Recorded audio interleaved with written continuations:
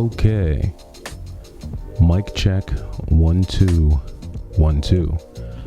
I am the Y2K collector, and if you've been following me for some time, you know that I've bought and sold games for years now. And between last year and this year, I started to sell some of my collection, a good chunk of my collection, to help launch an Airbnb business. And it was a very exciting time. We really launched off with this in the beginning of 2022, and there was a lot of excitement. And we got everything set up, and we were pretty much running a decent business for about 6 months or so, 6 or 7 months. And just very recently, New York City came down and began enforcing a law that was passed a few months back, which essentially bans Airbnb in New York. And so, like all games, we play the game of life, and sometimes you start a mission and you run into snags, and you may fail, and you might need to use a continue. And so the city of New York definitely dealt me a death blow by passing this law. And I just kind of wanted to take a second and do something a little bit different on the channel, and just kind of share my perspective on some of the changes that we're seeing, and just overall how it's going to impact me and some of what I decide to do on the channel here. So first off, Airbnb in New York has actually been a really good thing, I think, for both hosts and those that would want to visit the city. As a host, what I found was that there were just as many native New Yorkers using Airbnb as there were folks from either out of town or out of the country using Airbnb. And I think part of that was because that, while it is considered something that it's considered a hotel alternative, right? So the expectation is that the folks using Airbnb or renting on Airbnb are from very far away, and I find that that's not always the case. Sometimes people just want a different to be in a different space, to be in a different scenery. It doesn't necessarily mean that they want to throw a party or that they want to, cause problems in the neighborhood. But sometimes maybe they just want to get away from where they're at. If you live in New York, you'll understand that getting housing, it can just be a very challenging thing just because of the cost of housing in New York City. And so what you'll find is that a lot of native New Yorkers, they'll have roommates. Sometimes you'll have a lot of roommates. I've seen situations where you'll have 8-10 people in a 2-bedroom apartment. You'll literally have one family in one bedroom and another family in another bedroom. And I'm not saying that this is the best way to live or the preferred way of living, but this is just the reality in a city that's as heavily populated as New York, with very little affordable housing available. And so, what I found, again, just getting back to the Airbnb piece, is that, again, it's a service that was being used by both, yes, folks from out of town, but also folks who are local. And I think it just, you had to make sure that you're doing a good job of vetting your guests. But for the most part, I had not had any bad experiences with it, and I used it as both a guest and a host. and I've had great experiences with it. Are there folks who have had bad experiences? For sure. But from my perspective, it seemed like something that was good, and it was working.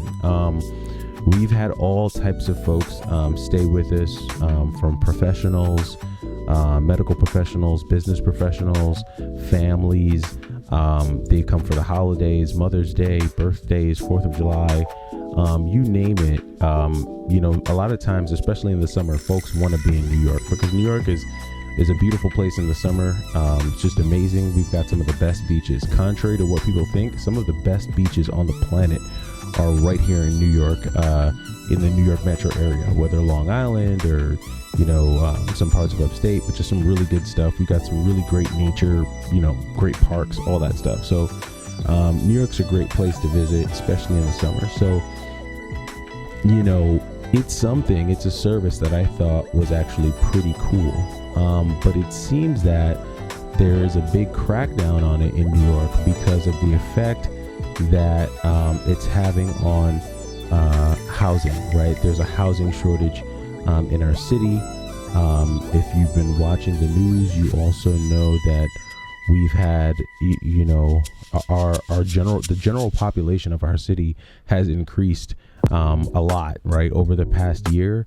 So there definitely are challenges with housing, but I think it's a little deeper because, this ban on Airbnb, while yes, it may, open up more housing, is it going to be housing that people can actually afford? New York, I think they said recently, is the most expensive place to live in the world. And, when you think about that, I'm not sure how many people who are struggling are going to be able to afford such high rents, or the high rents that I think are going to be attached to some of these units that are going to go on the rental market, because costs for a lot of things have gone up between, the start of the pandemic and now. Inflation has just been crazy. So, when I think about all of these factors and just being a New Yorker and living in New York, I don't know if the ban is a good or a bad thing at this point. For me, the best part about the approach I took to starting the Airbnb was that I already owned the property that we were using for the Airbnb, and all of the upgrades and all of the the renovations we did were renovations that were needed regardless. So that's the positive there. The negative is that it's a missed opportunity, at least until the laws are changed again. I don't know if they're gonna tailor it here in New York, but I think that just the sudden change is definitely going to impact a lot of people, and I think it's just going to be interesting to see how it all works. On top of that, a lot of things are changing, right? They're saying that a lot of families are running out of money, that they're going to be out of money by the end of October. They're saying that, and when I say they, I mean this is what major media is saying, right? It's all of your major news channels, ABC, NBC, Fox. These channels are basically reporting these stories based on the data that they're receiving. And so how does this all impact video game collecting, right? Like, are we going to have the money to buy and collect video games when there's just more pressing matters, when we start to look at our hierarchy of needs? Where do games fall into it? For me, I feel like there are certain games in my collection that are just timepieces, like they're art pieces at this point. Certain pieces of physical media that I own are just, things that you probably won't see 20 or 30 years from now. And I think that there's something to be said for that. As information grows, as AI grows, technology is going to continue to advance at an exponential rate, especially when you factor in AI. So it's just, some of these physical things, while they may seem a little corny and cheesy, I think there will be a time where we'll look back and appreciate, man, I can't believe we did this, I can't believe we had, these archaic looking, controllers, and these prehistoric looking cartridges that we used. And I think it's just really cool to be able to have that. So for me, this doesn't change much with my collecting. I was already in selling mode and refining my collection and just kind of getting the things that I want. So I think I'm going to be doing a collection video here pretty soon. I'm going to, I think, pull together a collection video and just kind of show you guys what I've kept in my collection. I've got a lot of really cool complete in box systems that I'm excited to share. Some really uncommon consoles, and just some different things that I've been able to acquire, especially this year. This has been a great year of collecting for me, especially when you think about the retro stuff that I've been able to get my hands on.